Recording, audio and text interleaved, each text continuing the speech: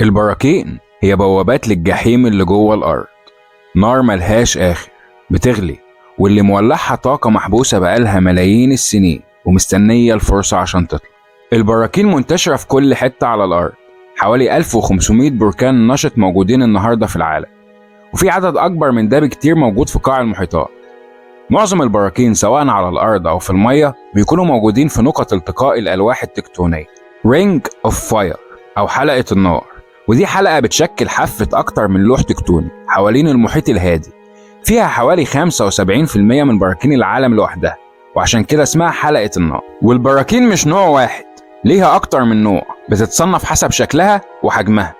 الأنواع الرئيسية منها بتضم ستراتو فولكينو، وده بيبقى جبل طويل وانحداره كبير.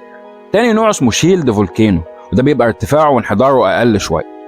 تالت نوع اسمه كالديرا، وده بيبقى على شكل منخفض في الأرض.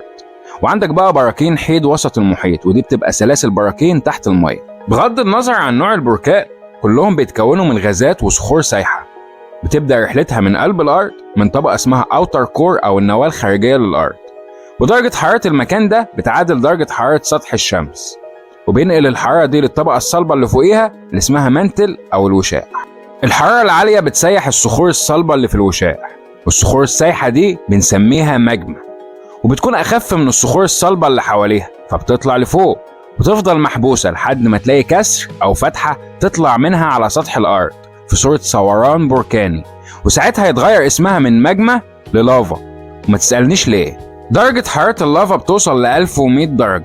مع اللافا كمان بيطلع غازات سخنة كانت محبوسة مع الماجما في الوشاح.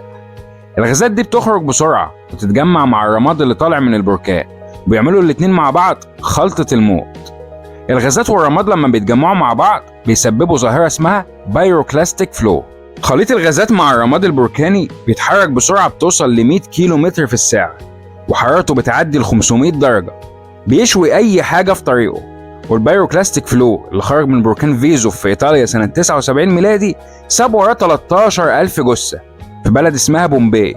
انت أكيد سمعت عنها قبل كده. عشان نقيس ثوران البراكين، الجيولوجيين طوروا نظام اسمه Volcanic Explosivity Index أو VEI، بيقيس كذا حاجة زي حجم اللافا اللي خارجة من البركان والغاز وأي انبعاثات تانية، كمان طول عمود الرماد اللي خارج من فوهة البركان. مقياس ال VEI بيبدأ من الصفر، وكل قيمة زيادة بتزيد بطريقة لوغاريتمية.